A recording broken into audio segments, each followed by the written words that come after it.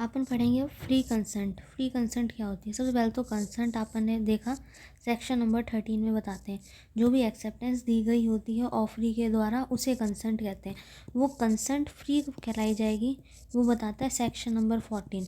Section 14 क्या कहते हैं? कंसेंट फ्री तब होती है जब उसमें इंक्लूड नहीं किया जाता, नॉट इंक्लूडेड। क्या इंक्लूड नहीं होते हैं उसमें? कोर्शन।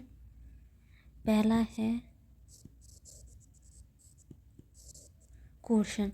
कोर्शन क्या होता है? कोर्शन होता है थ्रेट या फिर और कमिट।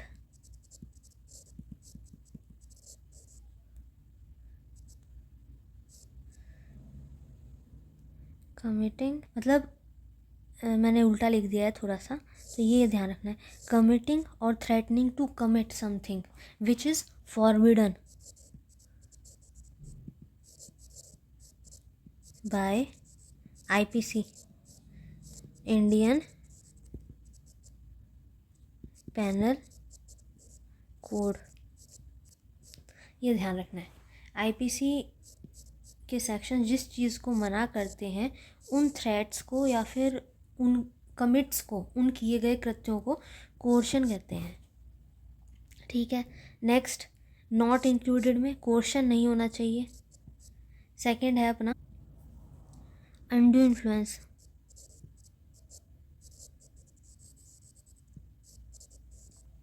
अब अनड्यू इन्फ्लुएंस क्या होता है? अनड्यू इन्फ्लुएंस वो कंडीशन होती है, ध्यान रखना, ये कंडीशन होती है वेयर वन पार्टी यानी कि एक पर्सन जो ऑफर कर रहा है, ऑफरर या फिर ऑफरी जो एक्सेप्टेंस दे रहा है, तो जो ऑफरी है उसकी कंडीशन क्या है? When one party is under dominance of others.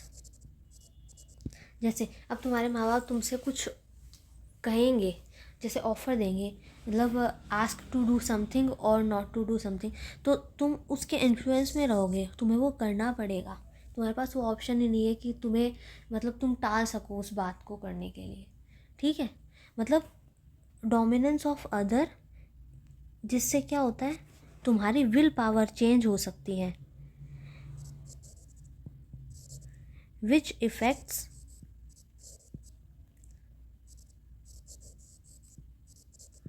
ऑफरीज will power.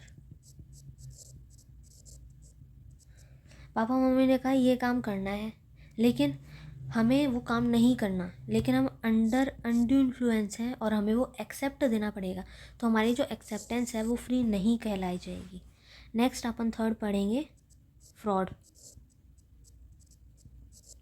ध्यान रहे, फ्रॉड भी नहीं होना चाहिए, नॉट इंक्लूडेड। क्वेश्चन थ्रेट देख लिया, थ्रेट कौन सा? जो आईपीसी ने मना कर रखा है। अनड्यू इन्फ्लुएंस देख लिया, हम प्रेशर में हमारी विल पावर को, हमारी हाँ को है ना, बदला जा सकता है।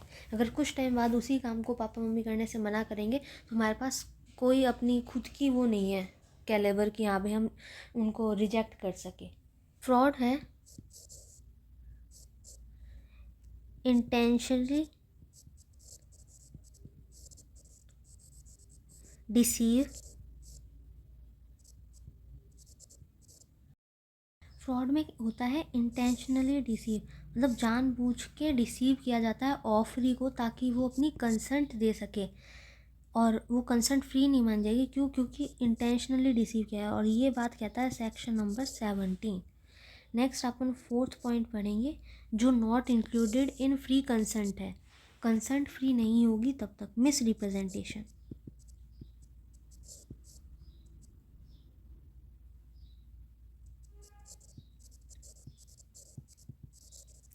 मतलब दिखाना कुछ था, कुछ और दिखा दिया, चाहे फिर वो इनोसेंटली दिखाया हो और not knowing the truth.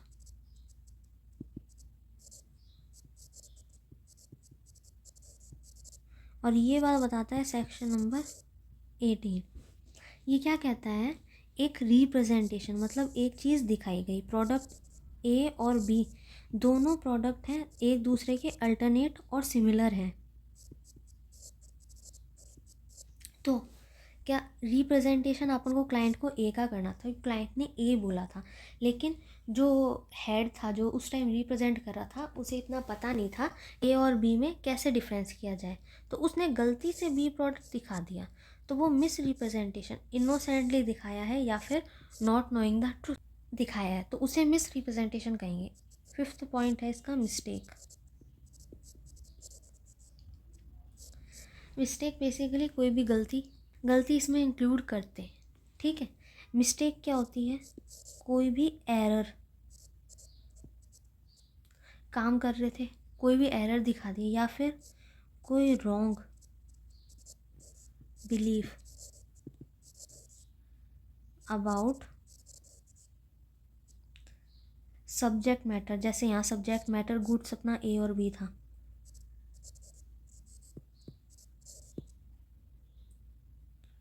Subject matter, ठीक है। तो इस चीज़ को अपन कहते हैं मिस्टेक, मतलब जो एग्रीमेंट के अंदर अपन ने मटेरियल डाला है या सब्जेक्ट मैटर डाला है या फिर कोई भी ऑब्जेक्टिव डाला है वो गलत है या फिर गलत धारणा रखता है, तो उसे मिस्टेक्स कहते हैं। अब ये 5 चीज़ें इंक्लूड नहीं होती, अब 5 चीज़ों के अब आप एक एक करके वो देखेंगे, रूल्स या फिर प्रोविज़न एक एक करके देखेंगे क्या होते हैं। तो पहला ले लेते हैं कोर्शन। कोर्शन क्या था, कमिटिंग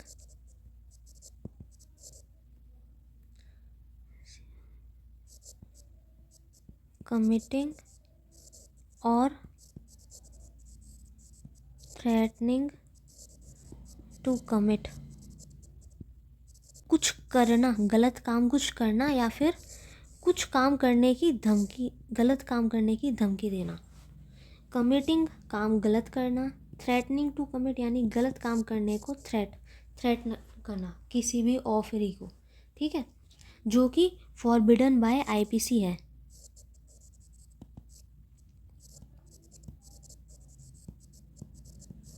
आईपीसी द्वारा फॉरबिडन है।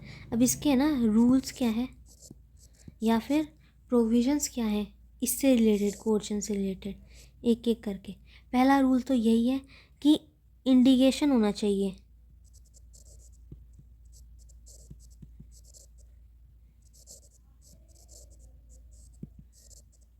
मतलब वो डराना धमकाना जो हो रहा है वो इंडिकेट करना चाहिए कि हाँ भाई कोर्शन हुआ है हमारे साथ, जैसे किलिंग, किसी की जान ले ली, कमिटिंग, ठीक है, थेफ्ट, चोरी कर ली, ठीक है, या फिर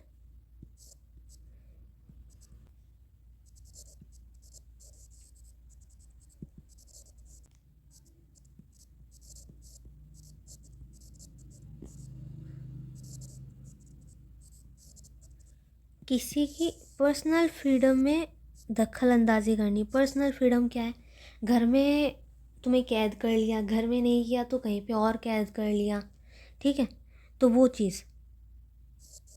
माँ बाप धमकी नहीं देते क्या, थ्रेटनिंग टू कमिट वाला, कि ना बाहर गई तो तेरे टांगे तोड़ दूंगा, या फिर उस लड़के के साथ तेरे को कोई रिश्ता रखने की ज़रूरत नहीं है, तो वो इंटरफेयरिंग इन पर्सनल फ्रीडम है, लेकिन कुछ कह नहीं सकते।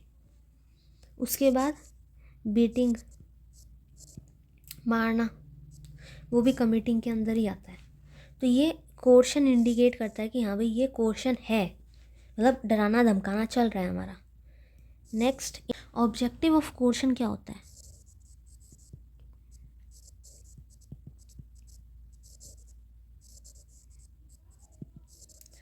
कोर्शन 2 पार्टीज के अंदर किया जाता है। ऑफरर प्रपोजल दे रहा है, ऑफरी, और ये एक्सेप्टेंस दे रहा है, ये ऑफर दे रहा है, ये एक्सेप्टेंस दे रहा है। अब देखना, ऑफरर ऑफरी को धमकाता है कि क्यों धमका रहा है, वो उसका ऑब्जेक्टिव क्यों है, क्यों धमका रहा है, ताकि वो अपनी एक्सेप्टेंस दे दे। डर के मारे वो कह दे कि हाँ भाई मैं एग्रीमेंट में आने के लिए तैयार हूँ। ताकि कोर्शन का ऑब्जेक्ट क्या है, to enter into an agreement.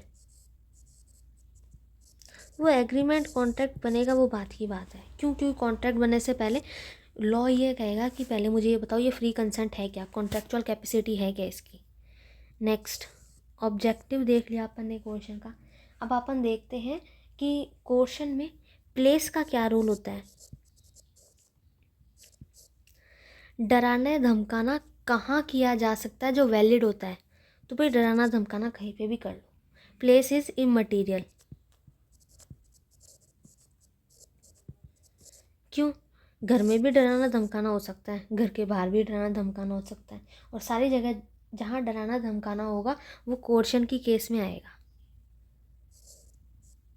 Next place के बाद देखते हैं वो चीज़ें जो कोर्शन के अंडर आती हैं और नॉट बी कॉल्ड कॉन्ट्रैक्ट। मतलब कोर्शन के अंडर आती है लेकिन उसे कॉन्ट्रैक्ट नहीं बनाया जा सकता। Not be called contract. Contract कौन सा, कोर्शन से रिलेटेड। अभी अपन ने ये देखा क्या क्या चीज़ें इंडिकेट करती है कि वो कोर्शन है, तो अपन ये अब देखेंगे उसका एक्सेप्शन कि कौन कौन सी चीज़ें जो थ्रेट या कमिट कर रहे हैं अपन गलत का, वो है ना अंडर कोर्शन नहीं होता। जैसे थ्रेटनिंग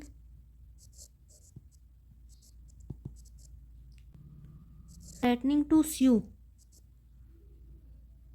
इन लीगल केस। मतलब जिसने गलत किया है ना वो ही धमकी दे रहा है कि तू सही है लेकिन फिर भी मैं तेरे ऊपर केस कर दूंगा।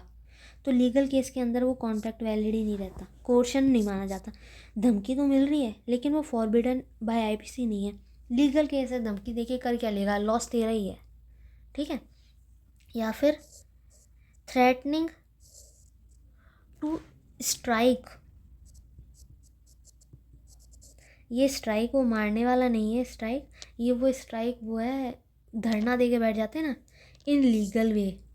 मतलब लीगल वे में धरना दे के बैठना, मतलब किसी को हम मारकाट नहीं कर रहे लेकिन धमकी ज़रूर दे रहे हैं हम कि अगर हमारी मांगे पूरी नहीं हुई तो हम धरना दे के बैठ जाएंगे।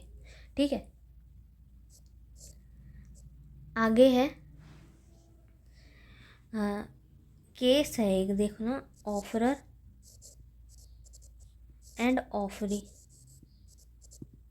ऑफरर ने मॉर्गेज रख दिया अपना गोल्ड, ऑफरी ने उसको कैश दे दिया। ऑफरी के पास ये राइट है कि जब तक उसको कैश नहीं मिले तब तक वो उस ज्वेलरी को रख सकता है। ठीक है। और एक टाइम के बाद वो उस ज्वेलरी को बेच भी सकता है, ये भी राइट है ऑफरी के पास। तो यही यहाँ पे एक एक्सेप्शन भी बन जाता है कि डिटेन द प्रॉपर्टी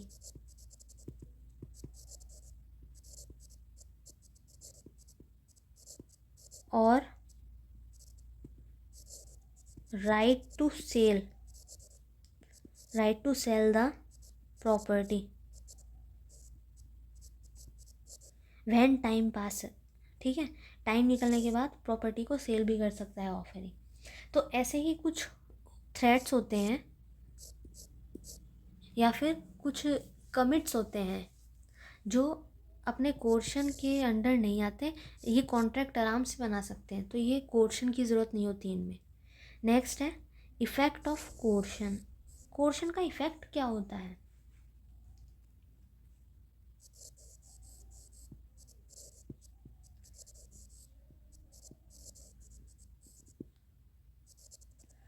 कोर्शन का इफ़ेक्ट क्या है, वॉइडेबल है।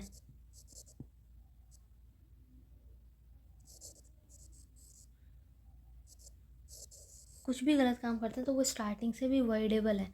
मतलब वॉइडेबल क्या है, हम इसे वॉइड भी कर सकते हैं, वॉइड नहीं है अभी ये, और हम इसे वैलिड भी कर सकते हैं।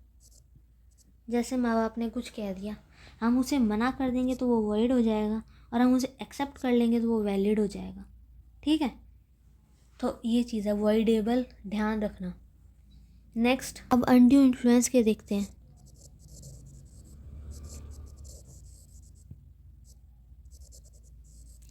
अनड्यू इन्फ्लुएंस में अपन ने देखा, अनड्यू इन्फ्लुएंस क्या होता है, when one party is in the condition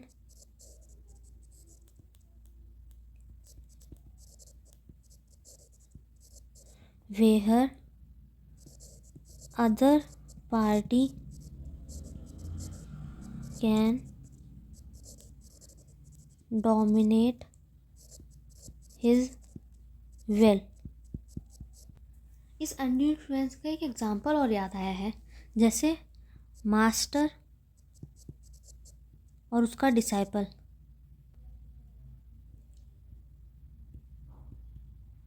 अब मास्टर डिसाइपल में क्या होता है, मास्टर जो कह देगा वो उसके शिष्य को करना पड़ेगा। गुरु ने कह दिया, शिष्य ने कर लिया, वही टीचर स्टूडेंट।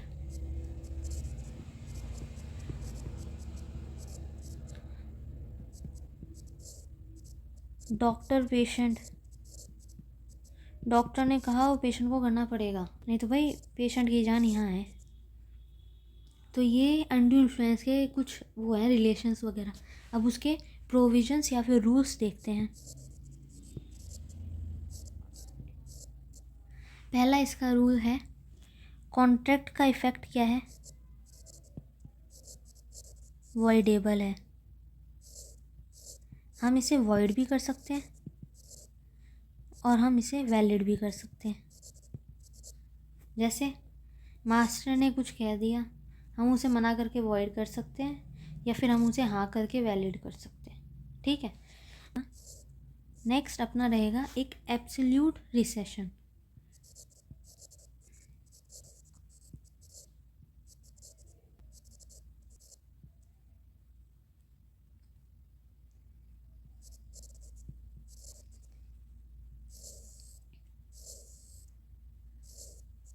रिसेशन मतलब ये है, जितना अपना लगा है उतना अपन को अर्न करना है, मतलब अपन रिसीव कितना कर सकते हैं, ये बाय द कोर्ट हमें लॉ बताएगा। हमने केस किया तो हमें कोर्ट बताएगा कि हम कितना है, मतलब एक तो होता है एब्सोल्यूट और एक होता है कंडीशनल।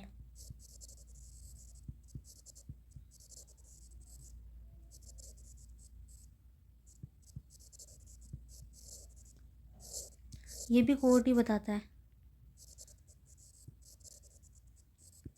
बट कोर्ट ये भी कह सकता है कि एज मच एज अर्नड, इतना ही मिलेगा तुम्हें, कंडीशनल इतना ही रिसीव कर सकते हो तुम, और इसमें एब्सोल्यूट रिसीव करोगे, यानी कि पक्का है तुम्हें पूरा का पूरा जितना तुम्हारा लगा है उतना तो मिलेगा ही मिलेगा।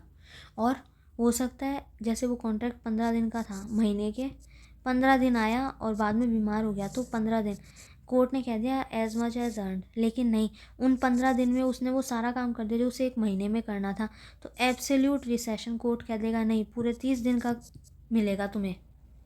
तो वो कोर्ट पे डिसाइड करता है as much as earn conditional देगा या फिर कोर्ट डिसाइड करता है एब्सोल्यूट देगा। तो वो होता है अनड्यू इन्फ्लुएंस के अंदर, अनड्यू इन्फ्लुएंस के प्रोविजंस। नेक्स्ट अपन देखेंगे फ्रॉड। फ्रॉड के प्रोविजंस या रूल्स। फ्रॉड क्या होता है, इंटेंशनल किसी को धोखा देना, डिसीव करना, तो वो इंटेंशनल होता है। इसके रूल्स देखेंगे। अब इसका पहला रूल देखते हैं, पार्टीज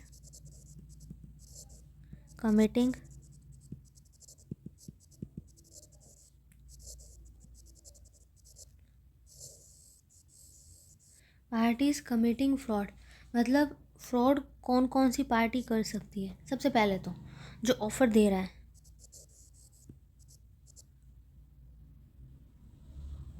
ठीक है, जो ऑफर दे रहा है वो पार्टी फ्रॉड कर सकती है।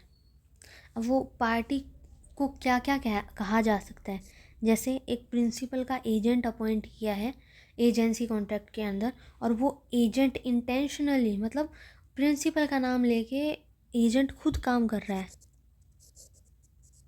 तो वो भी एक डिसाइसिव काम है, एजेंट फ्रॉड कर रहा है।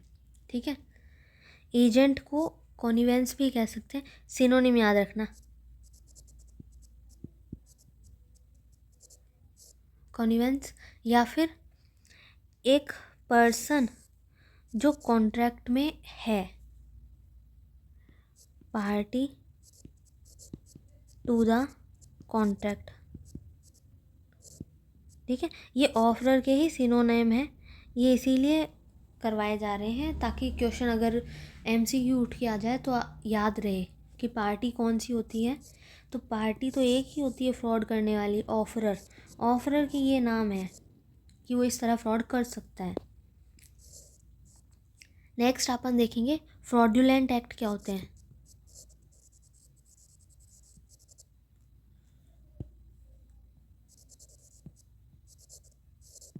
फ्रॉड वाले वो एक्ट कौन कौन से होते हैं कि जिनको फ्रॉड कहते हैं, जैसे फॉल्स स्टेटमेंट,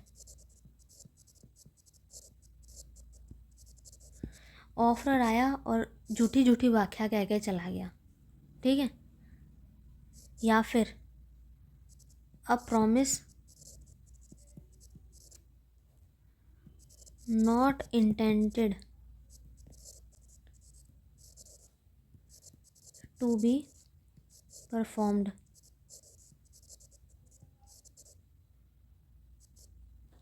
मतलब ऑफर आया, उसने प्रॉमिस किया और वो प्रॉमिस ये था कि जो कभी पूरा होगा ही नहीं, उसकी इच्छा मतलब वो सोच के ही बैठा है कि मैं खाली पैसे लूँगा, काम नहीं करूँगा और भाग जाऊँगा पैसे लेके। ठीक है, ये रूल था, ये फ्रॉडुलेंट एक्ट था एक। दूसरा फ्रॉडुलेंट एक्ट क्या हो सकता है, एक्ट टू डिसीव।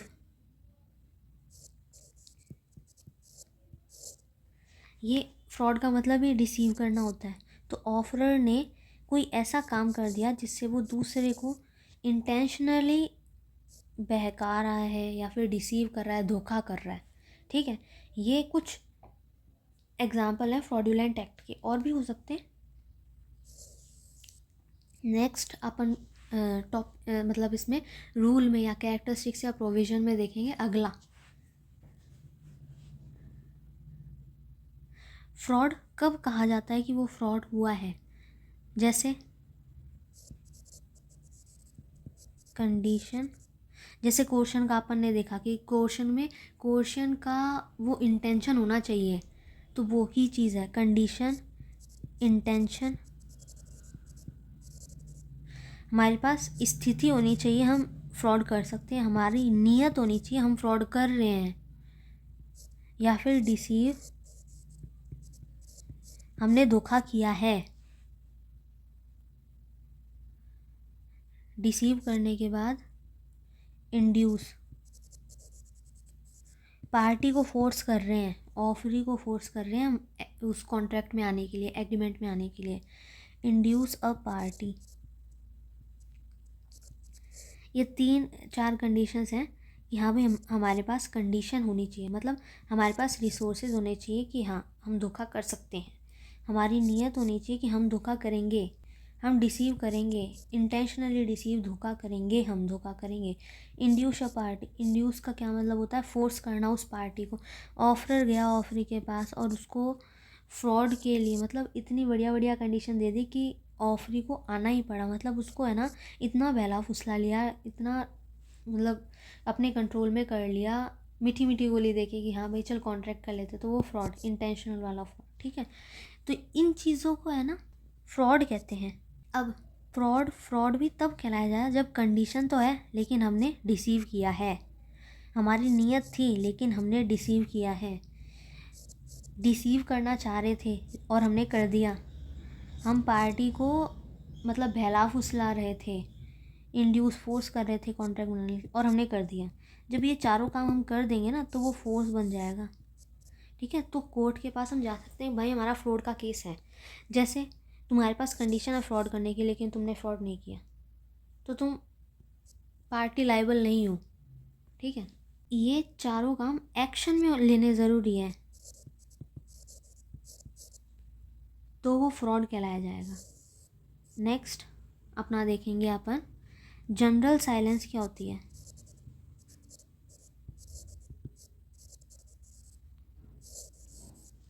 एक वो डायलॉग है कि तुमने कुछ नहीं कहा तो इसका मतलब तुमने हामी दे दी, वो यहाँ अप्लाई नहीं होगा।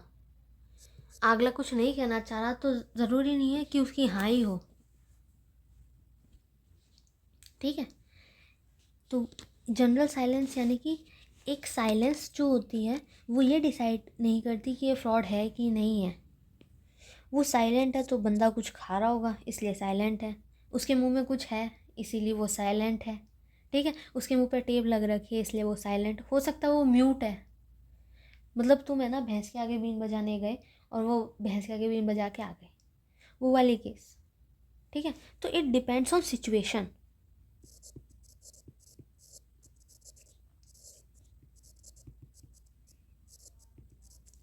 पहले ही बताया था, depends on situation. General silence ज़रूरी नहीं है कि वो चुप है तो उसकी हामी में ही चुप है, वो बस ना नहीं करना चाह रहा तुम्हें ताकि तुम्हारी भावनाओं को ठेस नहीं पहुँचे। जैसे तुम्हारे पड़ोसी ने तुम्हारी बहुत मदद की, जब तुम्हें सबसे ज़्यादा ज़रूरत थी ना मदद की, तो उस बंदे ने तुम्हारी इतनी मदद की कि तुम्हारे घर वालों ने नहीं की। लेकिन जब वो मदद मांगने आया तो तुमने जनरल साइलेंस अपना ली, तुम मना नहीं कर पा रहे, ठीक है। तुम मतलब खुद के दिल को ऐसे समझा ही नहीं पा रहे कि भाई मैं इसे मना कैसे करूं, तो वो चीज़ जनरल साइलेंस। जनरल साइलेंस का मतलब हमेशा हामी नहीं होता है, ठीक है। तो जनरल साइलेंस फ्रॉड नहीं होता है, ध्यान रखना।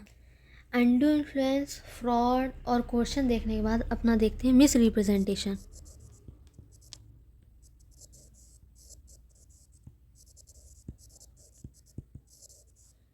मिस रिप्रेजेंटेशन क्या होता है? सेक्शन 18 बताता है, क्या तो हमने अनजाने में या फिर नॉट नोइंग द ट्रुथ, दोनों चीज़ एक ही होती है। तो उस टाइम पे हमने ए प्रोडक्ट की जगह बी प्रोडक्ट दिखा दिया और क्लाइंट को पसंद आ गया, ले गया। क्लाइंट को पहला पता नहीं चला, दूसरे ट्रांजैक्शन में पता नहीं, लेकिन तीसरे ट्रांजैक्शन में पता चला कि भाई ये तो ए है, मतलब इसने बी पकड़ा दिया ए के नाम पे। तो जब वो केस करने आया तो वो ये कह सकता है कि भाई मेरे से गलती हो गई, मिस रिप्रेजेंटेशन हुआ है, क्योंकि मैं वो काम नहीं संभालता और जिस टाइम तुम आए उस टाइम मैं ही वहाँ पे लीडर कर रहा था, लीडरशिप में था, ठीक है। तो मैंने तुम्हें हैंडल किया, लेकिन मैंने तुम्हें कोई गलत गुड्स नहीं दिए, बी जो है वो भी सही है, ए का अल्टरनेट ही तो है, सब्सटीट्यूट ही तो है। तो वो चीज़ मिस रिप्रेजेंटेशन। इसमें वॉइडेबल कॉन्ट्रैक्ट की तरह क्लाइंट आके क्या तो कॉन्ट्रैक्ट को बीच में ही रिवोक कर सकता है या फिर उस कॉन्ट्रैक्ट को कह सकता है कि कोई बात नहीं चलने दो, आगे से ए वाले गुड्स दे देना, मिस रिप्रेजेंटेशन में, ठीक है। नेक्स्ट है इसके रूल्स। पहला है पॉजिटिव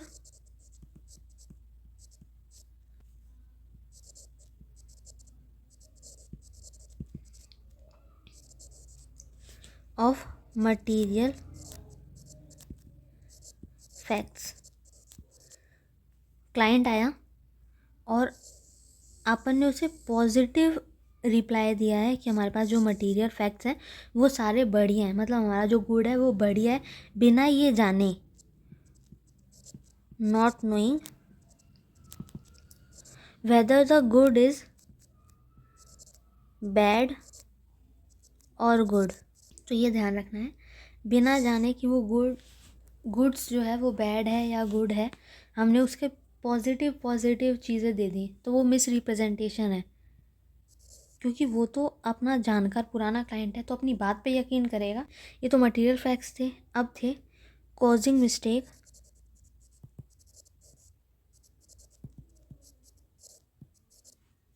अबाउट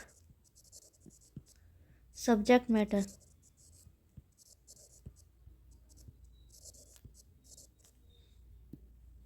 तो causing mistake about subject matter का क्या मतलब था? मतलब हमारा क्लाइंट आया और हमने है ना उसे अपने गुड्स के बारे में अच्छी अच्छी चीज़ें बताई, जिससे क्लाइंट को ये भ्रम हो गया अनइंटेंशनली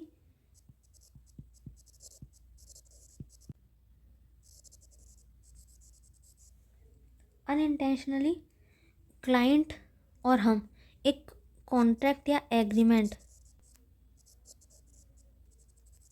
में आ गए। ठीक है, तो कॉजिंग मिस्टेक का क्या मतलब था? Misunderstanding. Misunderstanding about subject matter. Subject matter क्या था? हमारा जो एग्रीमेंट था, मतलब हम बात इस कि हम लहरें वेव में आएगी और वो समझ रहा है कि लहरें एकदम सीधी सीधी रहेगी। ठीक है, तो वो चीज़ का डिफरेंस सब्जेक्ट मैटर में रह गया। और असर्शन में पॉजिटिव डिक्लेरेशन दे रहा था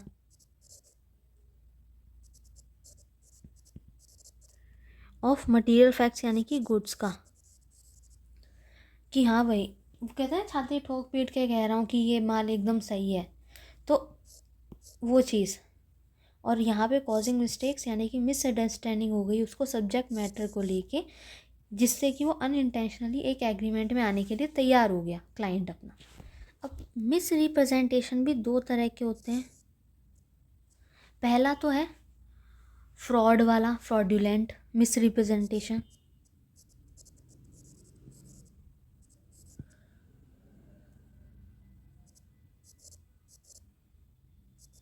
फ्रॉड्यूलेंट मिस रिप्रेजेंटेशन या फिर अननोइंगली।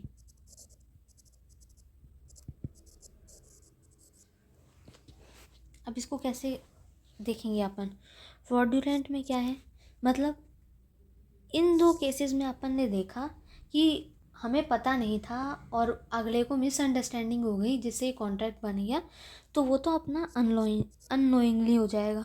लेकिन हमें इन दोनों केसेस में पता है, हमें पता है कि हमारा सब्जेक्ट मैटर, मतलब हम काम कुछ और करना चाहते हैं लेकिन हमने पैसे जो मांगे हैं वो किसी और काम के करने के लिए लिए हैं। ठीक है, तो वो मिसअंडरस्टैंडिंग नहीं है, वो हम जानबूझ के कर रहे हैं, चाहे हमने उसे बाद में पैसे दे दिए हों, लेकिन नहीं, हमारे ऊपर केस तब भी हो सकता है क्योंकि अपन ने उसको फ्रॉड में लेके, मिस रिप्रेजेंटेशन में लेके, फ्रॉडुलेंट मिस रिप्रेजेंटेशन में लेके हमने एक एग्रीमेंट या कॉन्ट्रैक्ट बाइंड में आए थे हम, या फिर हमने झूठी झूठी बता दी अपने गुड्स के मटेरियल के बारे में, और झूठी झूठी भी नहीं बताई तो सही से ही बताया हमारा गुड्स बहुत बढ़िया है, लेकिन देने की बात आई तो भाई हमने दिखाया कुछ था, बताया कुछ था, लेकिन दे दिया कुछ और, तो वो मिस रिप्रेजेंटेशन में चला जाता है और वो फ्रॉडुलेंट कहला जाता है फिर। ठीक है, अब मिस रिप्रेजेंटेशन करने के बाद क्लाइंट के पास ऑप्शन रहता है, क्या तो इसको ब्रीच कर दो, क्या उसे वैलिड कर दो। तो यही एक पॉइंट बनता है कि इफ़ेक्ट क्या रहता है इसका, इसका इफ़ेक्ट क्या रहेगा। जो विक्टिम है, एग्रीव्ड पार्टी, वो क्लाइंट, ये क्या कर सकता है? Avoid the contract,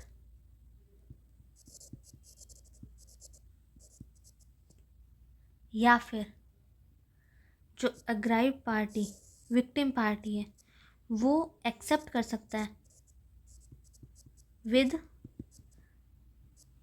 T&C, terms and conditions, terms and conditions के साथ वो एक्सेप्ट भी कर सकता है।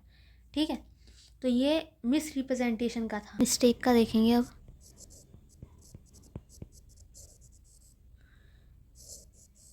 मिस्टेक का मतलब क्या होता है? कोई भी गलती। अब गलती क्या होती है? कोई भी एरर या फिर रॉन्ग डूइंग्स।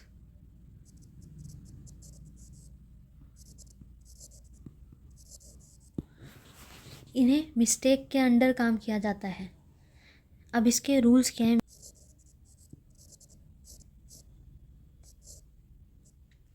पहला रूल है इसका, रूल या प्रोविज़न या कैरेक्टरिस्टिक्स क्या होती है? मिस्टेक दो टाइप्स की होती हैं। Types of mistakes. पहली मिस्टेक क्या होती है? मिस्टेक बाय लॉ, और दूसरी मिस्टेक होती है मिस्टेक फैक्ट्स। अब इन दोनों का डिफरेंस क्या कहते हैं? लॉ में मिस्टेक क्या मतलब है? एक तो इंडियन लॉ है और एक है फॉरेन।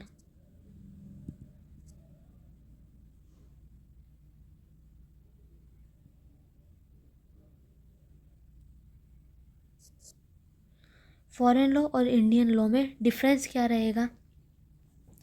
इंडिया में फॉरेन कंपनी ने कोई गलत काम कर दी, मिस्टेक कर दी, तो मिस्टेक बाय लॉ हुई है, क्योंकि फॉरेनर्स के हिसाब से हमने, हमारे हिसाब में वो लॉ है हमारे यहाँ, तो हमने सही किया है। लेकिन यही काम इंडियंस भी कर सकते हैं। मतलब फॉरेन में वो लॉ नहीं है लेकिन इंडिया में वो लॉ है, हम फ्री हैं उस काम को करने के लिए, तो हमने फॉरेन में कर दिया तो हमारी वो मिस्टेक बाय लॉ मानी जाएगी। तुम नहीं करना है, बाकी तुम फ्री हो, ठीक है। तो वो मिस्टेक बाय लॉ ऐसी होनी चाहिए कि भाई तुम्हें 1 साल की सज़ा या फिर खाली पेनल्टी देनी पड़े, फ़ाइन भरना पड़े, बस। वो मिस्टेक होती है, क्राइम नहीं करना है। मिस्टेक बाय फैक्ट्स क्या होती है? एक तो होती है बायलैटरल और एक होती है यूनिलैटरल। बायलैटरल और यूनी। बाय फैक्ट्स कैसे? यूनिलैटरल, 2 पार्टी थी, ऑफरर एंड ऑफरी। इन दोनों पार्टी ने गलत कर दिया, यूनिलैटरल। फैक्ट्स दोनों ने ही गलत किया है। मतलब ऑफरर ने कुछ कहा, ऑफरी ने एक्सेप्टेंस तो दी लेकिन काम नहीं किया, तो भाई ऑफरर ने पैसे नहीं दिए, दोनों ने नहीं किया अपना काम, ट्रांजैक्शन कंप्लीट नहीं है। By offeror and offeree. Offeror ने प्रपोज किया, ऑफरी ने एक्सेप्टेंस दे दी, ऑफरी ने काम भी कर दिया लेकिन ऑफरर ने पेमेंट नहीं की। बाय इसने काम कर दिया लेकिन इसने फाइनल पेमेंट नहीं की, तो वो बायलैटरल मिस्टेक है। अब इसी चीज़ को थोड़ा सा और एक्सप्लेन किया गया है जो इसका पॉइंटर बन जाता है। मिस्टेक जो होती है, क्या तो वन पार्टी या फिर बोथ पार्टी मिस्टेक कहलाई जाती है। बोथ के अलावा अगर और भी पार्टीज इन्वॉल्व हैं तो हाँ, पार्टी इन्वॉल्व, ठीक है। 1, 2 या फिर जितनी भी पार्टीज इन्वॉल्व हैं वो पार्टी इन्वॉल्व और प्लस मिस्टेक। मिस्टेक एक बंदा कर सकता है यूनिलेटरल, 2 बंदे कर सकते हैं बायलेटरल, और जितनी पार्टी इन्वॉल्व है तो वो सारी पार्टी मिस्टेक कर सकती हैं, ठीक है। और इस चीज़ का उस कॉन्ट्रैक्ट की वैलिडिटी पे नो इफेक्ट।